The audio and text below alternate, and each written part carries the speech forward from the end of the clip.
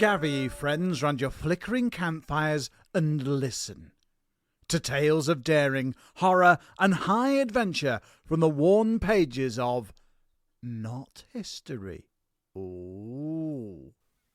It's time for a bookish booty call with our bit on the side. Oh, please say that it's that hussy mystery. A mystery? I didn't hack my way through the gunpowder plot for you people to then immediately check out and do a lazy mystery. Don't worry, Bilbo, it's Heracles, which means you get to be the sexy one. We're long overdue that audio cuddle. Well, all right, but I don't ask for this, listener. God cuddles. Aren't those cuddly arms the ones he killed his family with? Tombo? Keep it light, Tombo. Bubby! The man, Bubby! Now you've made Pear Bear cry. This isn't why we started. The silly boy show. Oh, we're doing Heracles, so I'm the villain. I'm just getting into character, and for my next trick I shall flush your invoices down the toilet and 1-star us on... No! No! Not that! That's how I garner meaning for my entire life! We're still stuck on 32! Come on, someone! Be the 33rd rating! Start the show! Before he hurts anyone else. I'm doing it now! The last time we saw Heracles, he had just completed the second of his impossible labours, slaying the 9-headed Hydra. Heracles biffed the Hydra, and also its mate, the giant monster crab Cancer. But then the Var of God stepped in and said it didn't count. As he'd had help from his nephew and also some fire. Now, you think this would be good news for King Eurystheus. But it wasn't, because Heracles was still alive. And worse still, was becoming something of a celebrity. I mean, 7 foot tall, ruggedly handsome, wears a natty magic lion-skin dressing gown and kills monsters.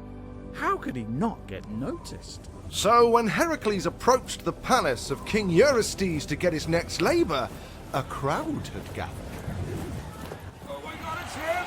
It's Heracles! Son, Heracles!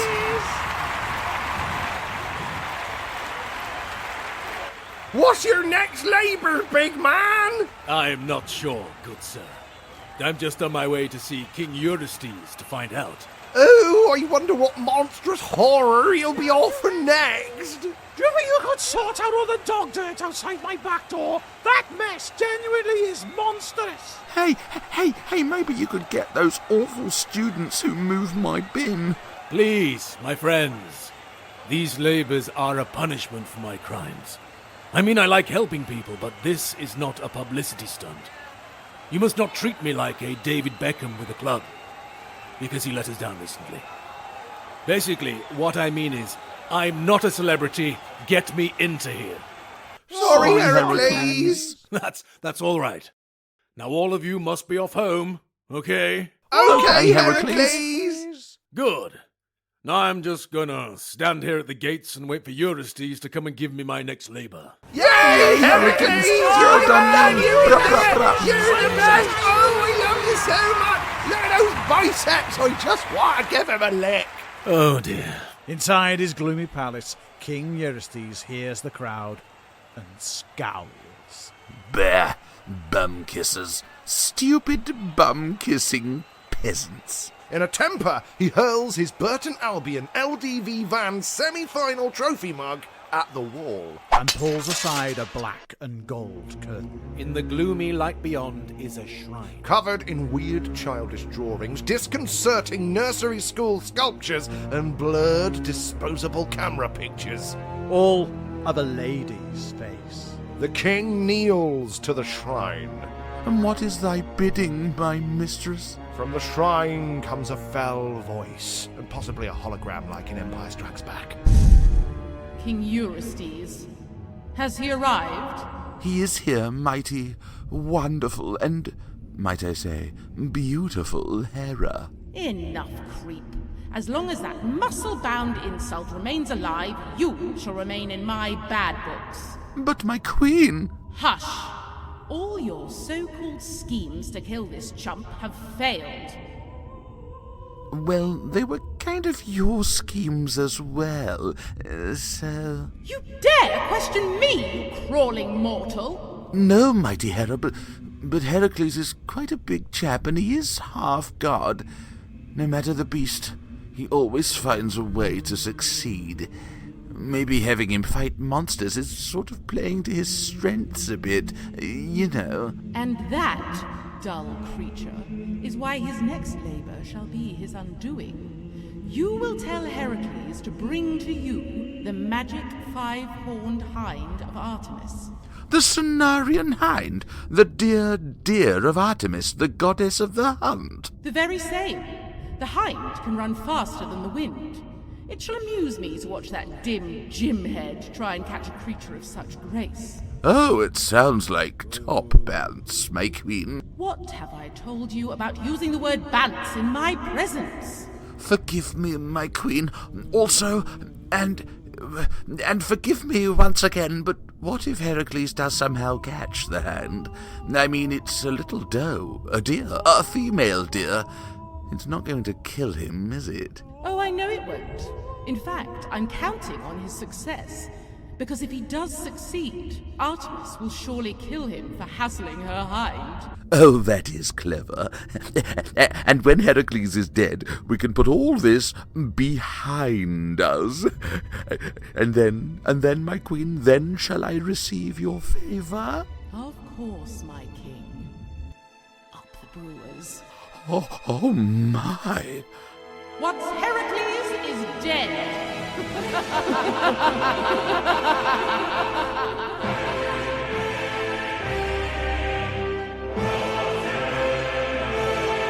Stay in school. Always thank the bus driver. Your pal, Heracles. Oh, thank you, Heracles! I shall never wash this thigh again! Oh, God, yeah, gross. I mean, you're welcome. I wonder where the king has got to. You know I'm not allowed in the palace to get my labours anymore. That's 'cause the king's scared of you now, Heracles. Oh, you've really shown him up to be the biggest bumhead in Greece. Oh, actually, talking about bums, I've still got some room on mine if you wouldn't mind signing it.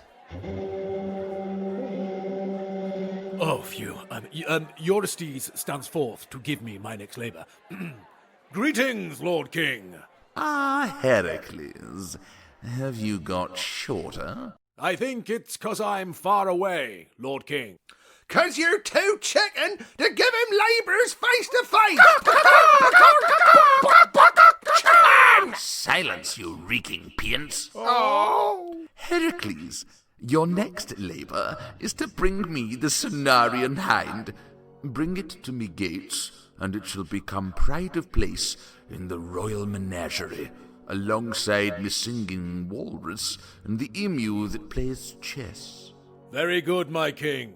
I shall return with a deer. You're a dear, Heracles. Thank you. Bye. And so Heracles set out once more on his heroic quest. He didn't actually know where to start looking for the hind. So he went to the pub. But not just any pub, for the Hairy Huntsman pub was the biggest huntsman hangout in all of ancient Greece. It was a solid 5 stars on TripAdvisor, despite its rancid gentleman toilets. All because of the frankly epic pub grub. Flavor! Flavor! Waitress! Click! Click! Cup! Waitress! We are hungry, hairy hunters, and we demand sustenance. Good evening, gentlemen, and welcome to the Hairy Hunter. Finally! What can I get you? Well, hang on! Hang on! We'd like to make awkward chit-chat first. We've noticed, me dear, that you have the correct number of thumbs, and that from where we're from, the Midlands, that lack of incestuous physical anomaly makes you a very rare beauty indeed. Young lady! Young lady! I am 50. No matter, miss. We have cholesterol cataracts. I see. On the basis that you two gentlemen have eaten so much rich food that you've gone blind, What can I now get you? Well, young lady, we'd like something light. Something light. We've just eaten lunch. Yes, lunch. I know you had lunch here. I served you 20 minutes ago. Yes, I'm famished. I believe I'll have something light. Dolphin on toast, please. Yes, I'll have the dolphin on toast. But instead of the toast, I'll have a pilot whale. So, a dolphin on toast for sir, and a dolphin on a dolphin for sir. Anything else? Young lady, we are not some gluttonous pair of eating machines. We are two of the finest trophy hunters in Greece. Do you mean in literal Greece? Yes, exactly. We'll just have some crisps while we wait, please. Hunter's crisps. You know Hunter's crisps, young lady? Yes. An entire sack of spuds deep fried in the sack. With armfuls of salt and crammed with pats of rich butter. This is going to kill you. Killers? Not with our active outdoor lifestyle. Now let us make room. Oh, here it comes. Good evening. Oh, God, my Zeus's beard. What is that stench? Oh, it smells like the inside of James Corden. Good evening, sir. Welcome to the Hairy Huntsman Hunting Lodge and Gastro Pub. Can I get you anything? Good evening, madam. I regret I can't stay long. I'm on the trail of a fantastic beast. Perhaps I could get something to go. A salad, maybe.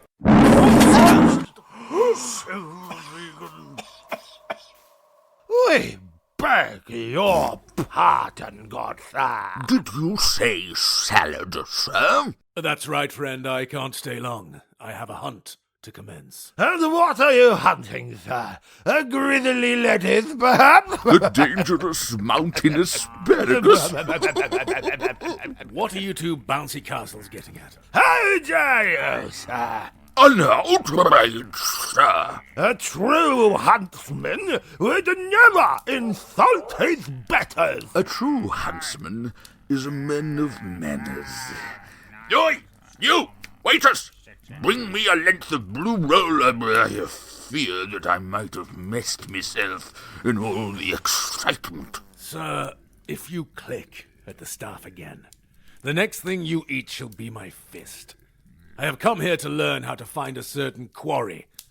But frankly, I can feel my arteries furring just standing here. What quarry do you seek, then, salad eater? Could I get the blue roll, please?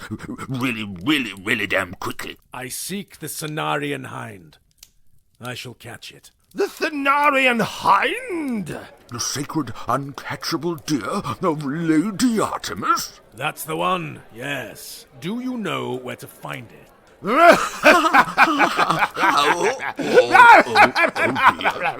I've fully gone. Blue roll, please. The Cenarian Hind, sir, goes where it wills, being as it is beloved of the goddess. None of us, gentlemen as we are, would ever dare hunt such a sacred creature. Cripes, it's running down my leg. Yet, if the gallant sprout botherer is resolved, I do recall that the beast frequents the land between the mountain forests of Thrace and the Hellespont. I saw it in my youth, sir. I shall never forget its beauty, not ever, no, never. It runs light as a breath, more like a bird on a wing than the beast of the earth, sir. Its antlers are burnished gold, and they burn with the light of 100 sunsets. To see it was one of the honors of my life. Good luck, sir. Good luck indeed. Oh, sorry. Thank you, gentlemen, who wish me luck. I shall to Thrace. Good hunting, sir. Good hunting, sir. Your hunky salad, sir. Thank you, good lady. Kiss me. Pardon. And so Heracles set off to the mountains of Thrace in search of the mystical hind. The country was beautiful. Green forests of emerald trees, crystal clear lakes. It was a nice change from his usual haunts of reeking swamps and desolate wastelands. What a view! I must write a postcard to Meg and... Oh yes. Not on holiday, Heracles. Better get to work. Heracles found a clearing in the forest. There was a cool stream running through it and plenty of tasty-looking leaves that might do for deer food. He picked a spot for his hiding place, making sure he was not downwind. He plunged his hands into the mud at the bed of the stream, and he rubbed himself all over. You know, I would love to have one labour, just the one, where I don't end up smothering myself in excrement. Still, I've heard this is good for the skin. And so, covered in mud, leaf litter, and anything else that Heracles was happy to slather on himself in order to hide his scent, we're talking excrement here, boys and girls, the demigod hunched down at the edge of the clearing to wait for his quarry. The sun shone. The wind sighed through the trees. All day he crouched down in the streambed, till the sun dried the mud on his skin. He waited until the sun began to dip in the sky and set. A wonderful red-gold sunset across the mountains. That would make such a good screensaver. Wallpaper and lock screen. The sun set and the stars rose. It was a beautiful, clear night out here in the wild. And there were hundreds, no, thousands of stars twinkling overhead. And poor Heracles sighed, for he had no one to share such a beautiful sight with. And so he began to count in his head the stars, to try and keep awake. But also to keep away the gnawing guilt that never really left him. I get that too when I've soloed a pack of biscuits. No, Dumbo, the guilt for murdering his family. Oh, yeah. Heracles had had a long journey. His eyes were heavy, and though he tried to keep awake, eventually Heracles slept under the stars. And he dreamed of better times. Wake What? Meg? Heracles awoke. It was cold, really cold. The mud of his camouflage had a little dusting of frost. And through the forest, the dawn was coming up. And there was something else, too. Heracles blinked the frost from his eyes. Something was moving through the trees. Flickering from trunk to trunk, almost too quickly to be seen. Suddenly, the gold light of the sunrise was dazzling his eyes, and so he blinked through the sunspots and saw it. The golden hind of Artemis, and it was drinking at the pool just before his hiding spot. And it was, of course, all gold, like the chocolates. It glowed like the sunrise of a magical gold light. Heracles almost forgot his task and instead just gazed at the beautiful creature like it was Annika Hansen from Star Trek. The light flickered and the golden hind moved. It was so fast, fast as a hummingbird. One moment it stood yards away, and now it was but inches from his hiding place, cropping the grass on the bank of the stream. The demigod tenses his muscles and prepares to spring. He takes the very slightest of breaths. The hind looks up Oh dear. and legs it.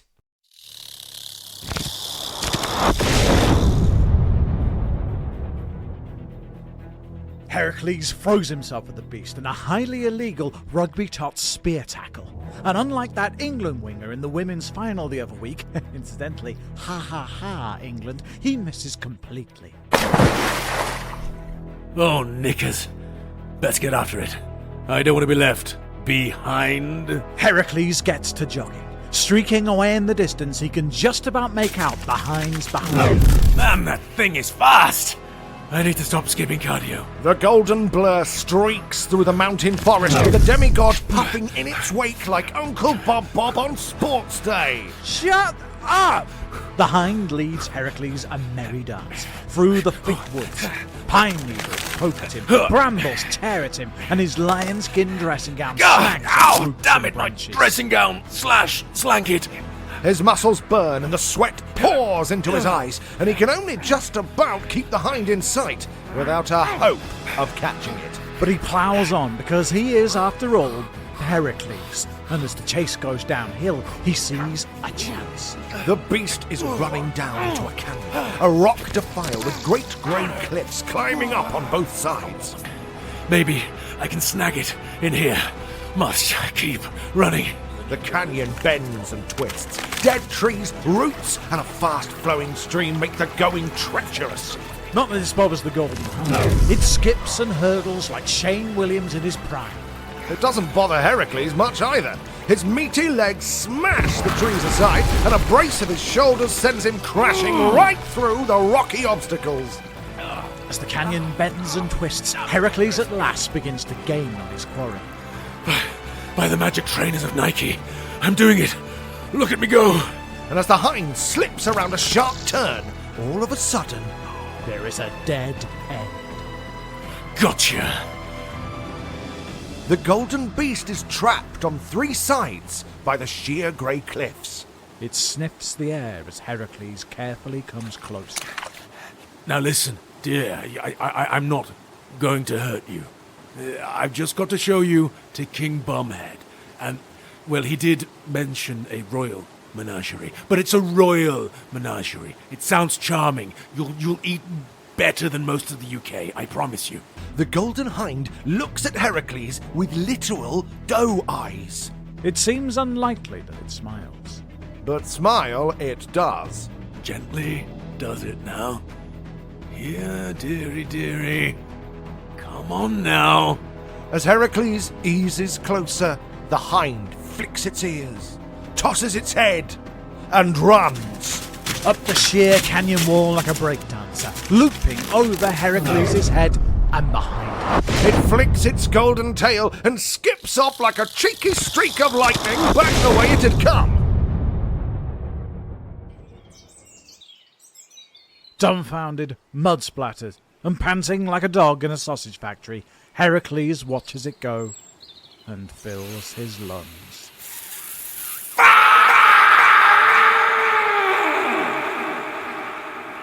His terrible language echoes for many miles across the mountains. Right, no messing about now. Come here, dear. Sore and tired, yet determined, Heracles sets off once more. Following the animal's tracks across the country.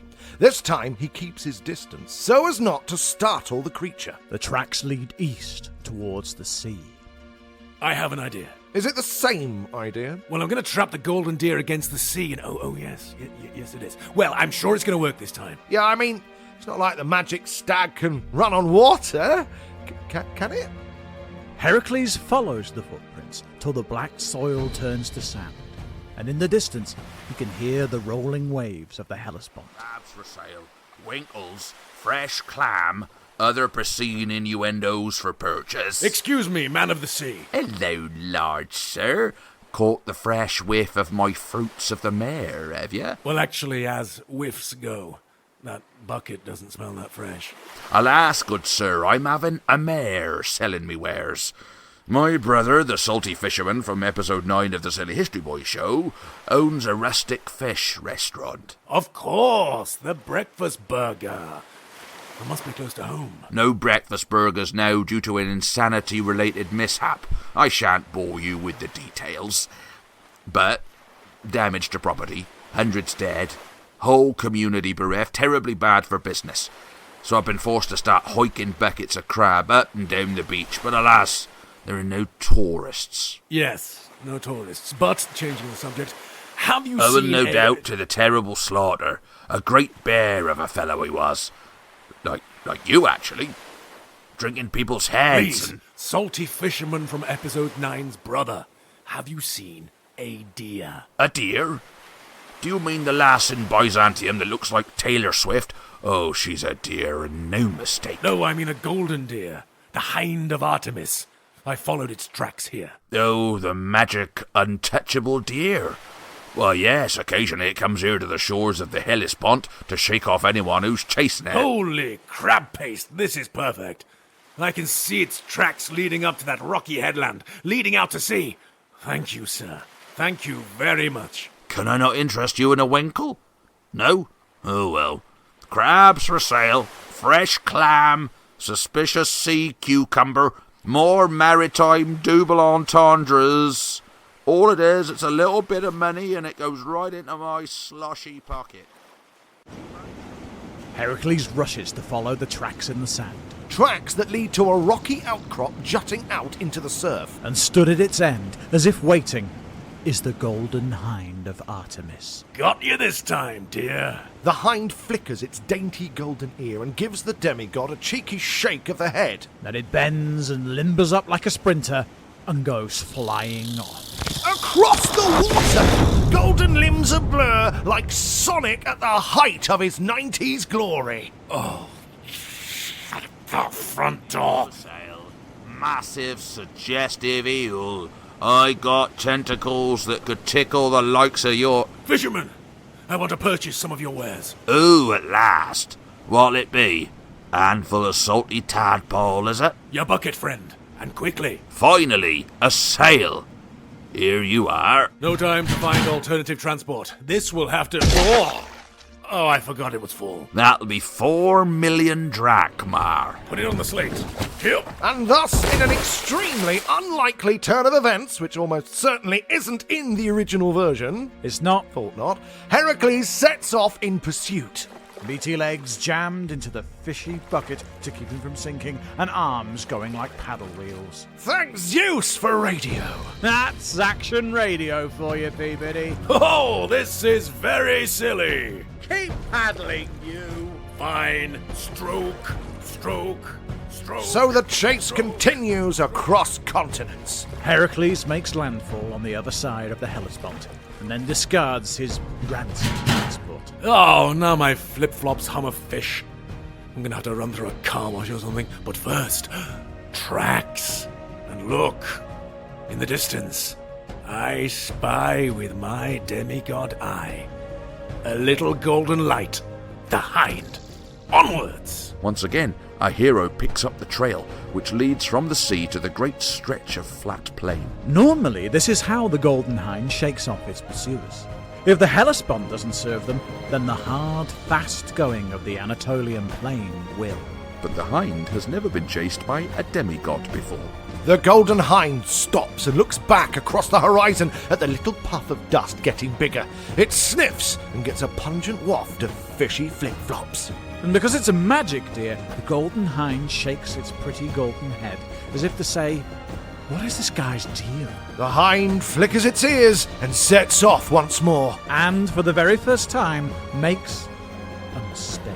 Night falls across the plain as Heracles plods wearily along. The stars come out and a bright moon shines, and Heracles discovers a truth known only to that mad breed of hero, the jogger. For some reason, the rhythm of his breath settles.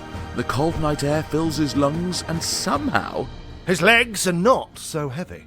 His lungs do not hurt, and he feels he can run forever. For Heracles has entered the magic realm of the second breath. Oh, take a day off. Right, you see, listener, a long time ago, Uncle Bob squelched his way round the Liverpool Marathon, and he desperately wants you all to know. Second breath is real, dear Uncle Bilbo. No matter how bad a runner you are, it comes to you eventually, and it is the closest thing to flying that you will ever experience. You just have to keep going. So do you.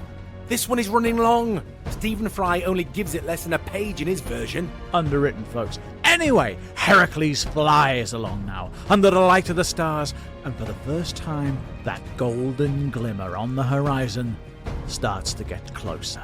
But under the soles of his sandals, the earth begins to change into dry sand. The sun begins to rise, a dull red that fills the dawn sky. Wow. Now that is a screensaver. Wallpaper and lock screen. It is beautiful indeed, but as the sun continues to rise, it reveals a terrible landscape. Oh, knickers. A great golden desert stretches out for miles. As the sun climbs higher into the sky, Heracles feels like he's being kissed by a radiator. The air shimmers in the dawn, and all of a sudden, Heracles flip-flop crushes something very, very dry. A human skull, seared white in the terrible sun, gazes back at Heracles. Bring any water? Run, Heracles! Run! If you stop now, you'll never get going again!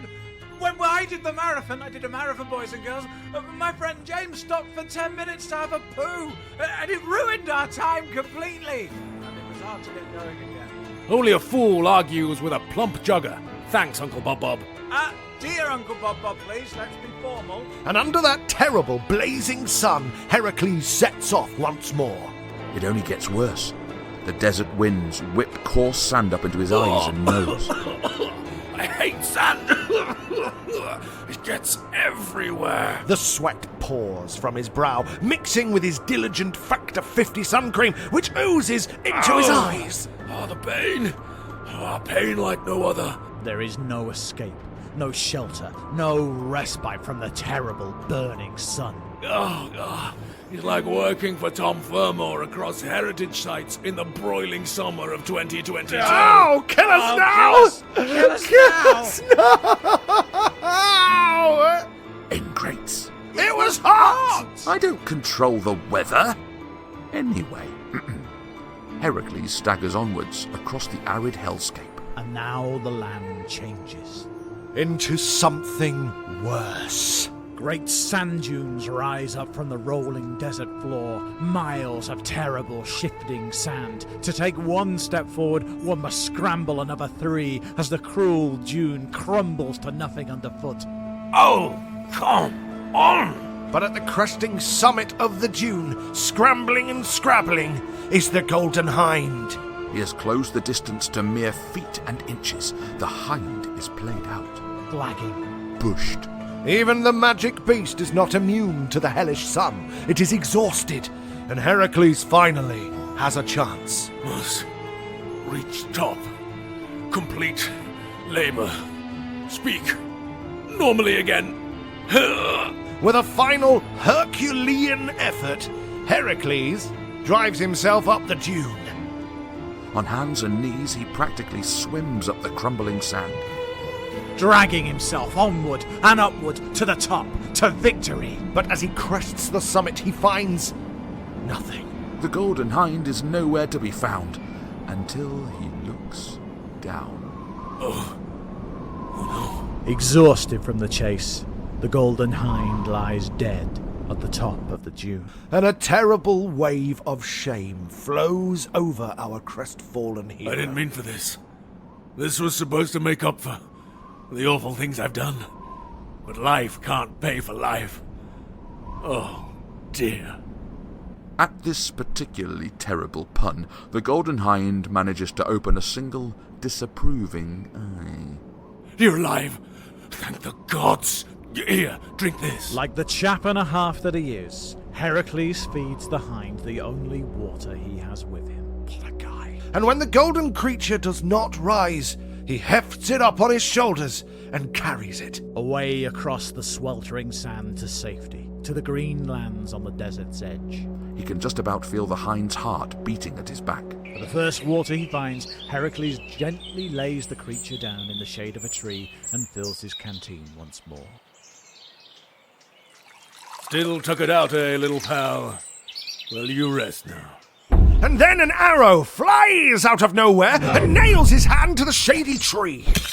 Oh, my hand! You know what, listener? This has been a really sucky day. You dare hunt my golden hind! Lady Artemis? No, I'm the Tooth Fairy. Who do you think I am, you mortal slug? Ow! My lady, I beg your forgiveness. Oh, you'll beg, all right. Listen, I was quested to catch it, your pet, but I swear I would have released it. Once I'd shown it to the king. You mortals think the creatures of the wild are yours, but you shall learn to your cost that they are under my protection. Now you shall pay for your crime. I've been paying for my crimes for a long time. To die by your bow is a more honorable death than I deserve. I was a fool to think the labors of Heracles could pay for the crimes of Heracles. What was that, meathead? Did you say Heracles? I am he, and I accept your judgment. Tell me, does the butler at the Secret Affairs hideout still put his kebabs on Zeus's credit card? Excuse me? Am I really the first of Father's Secret Affairs babies you've met? Well, it's hard to keep track of your genealogy when you're nailed to a tree with arrows. Oh, sorry. Here, down you go. Oh! Duh, sis. You see, Heracles, I am also the fruit of one of Father's away days. Our stepmother made sure that I had a hard time. But eventually Hera's anger turns elsewhere, and it is then that we can find our place in the world. I found my place. Was all I wanted. And it was taken from me. I know. But you have a new role now. Your labours give people hope. Every time you are sent to your death, you find a way to win through. And hope is very important, little brother. So I shan't kill you. Thank you, sister. I'm sure these holes in my hands will heal in no time.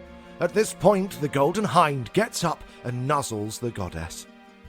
You're lucky I didn't put those arrows elsewhere. Chasing Mummy, special little dear. And you are special, aren't you, my little pudding? Aren't you? Aren't you? Give Mummy a cuddle. Oh, you're so beautiful. Yeah, this is probably a bad time to mention that I have to show the hind to King Bumhead to complete my labor. Fine. But if you harm a hair on its head, then it'll be another arrowing for you. Even if we are family. Now be on your way, little brother. See you at Christmas. And with that, the goddess of the hunt disappears in a very gamey puff of smoke. The Golden Hind trots up to Heracles' side and gives him a sort of, well, what's the plan now look. Yeah, well, I appear to have chased you across half a continent, so I guess we'll have the walk back to think about it. Don't look at me like that. It takes Heracles and his furry friend some time to walk the 11,000 miles back to Greece. Maybe you could have thought of a way to sort of speed up the journey a bit, dear Uncle Bob? Lazy narration? That'll do. And now they arrive once again at the palace of King Eurystheus, who is also, conveniently, waiting outside. Wow, you've just given up, haven't you? Shut up! Is that him? In the distance, is that Heracles? Judging by the crowd of well-wishers following him and chanting Heracles, I'd say that it was. But he should be dead. How is he consistently not dead? Does he have a golden hind with him? It's hard to tell, sire. I can't see properly for the great shimmering blob of gold that's walking next to him. By Hades' whiskers, he's done it again! Well, at least we'll have another attraction for the royal menagerie. That skateboarding otter is getting rather stale. Hail to you, great king! I have brought you the magical golden hind of Artemis. So you have. Well done. How did you ever catch that? I ran after it, sire. You ran?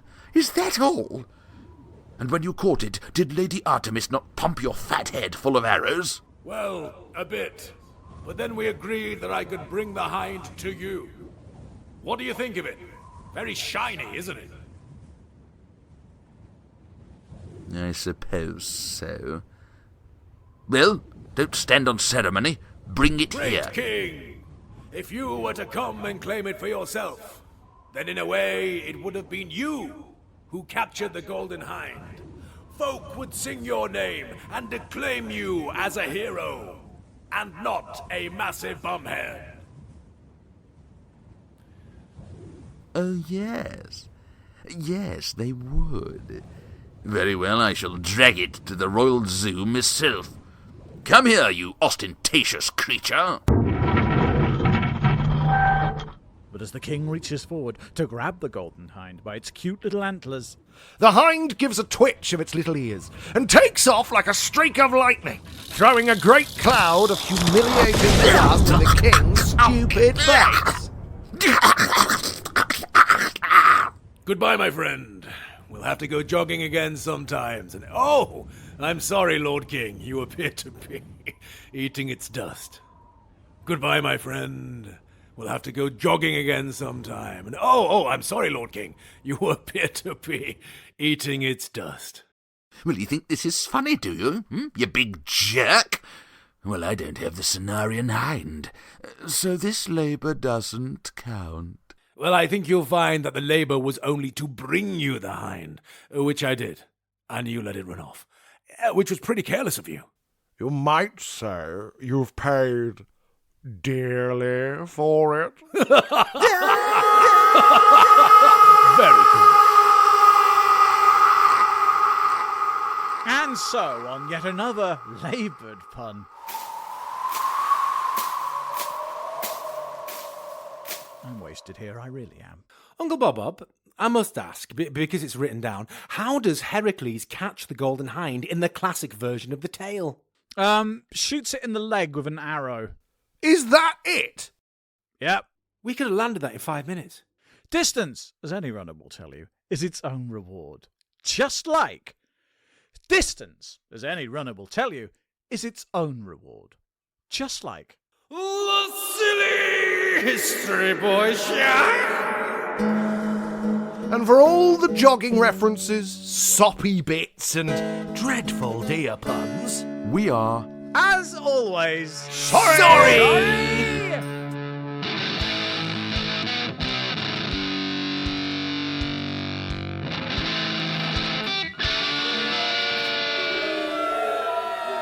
Dear Hard, Heracles Part 4, or as I have wittily coined it, Episode 61, was written, produced, and mouthed by the Silly History Boys. The part of Heracles was played by the godlike Will Uncle Bilbo Tristram. The parts of Heracles Superfan, long-suffering waitress, and narration, like that's a thing, was played by the even more godlike Dear Uncle Bob, Rob Bond. The parts of another Heracles superfan, a wonderful hairy hunter, the butler, and it says here even more narration, but we've established that's not a thing, was played by the I don't know what's above a god, but Pear Bear found it, Stew the Pear Bear Perry. King Eurystheus, another hairy hunter, most excellent, the fisherman, and it says here some narration, but again, you know, whatever, was played by the, well, I don't know, what's above a god. I mean, we're straying into Q territory here. Take that, history podcasts. Was played by Tom Tombo Fermor. The part of Hera was played by Jeff Beanbag Greengrass. Blame the Pear Bear for your name there, Jess. The part of Artemis was played by Gemma Bond. Gemma Bond. I still don't know what name we're giving her. Music and special effects, things like go slash, zap and splat, were by ZapSplat. Check them out at zapsplat.com. More music by the wonderful Scott Buckley. Check him out. And new music from Brandon and Derek Fictor. I googled this. Fictor? Music by Brandon and Derek Fictor.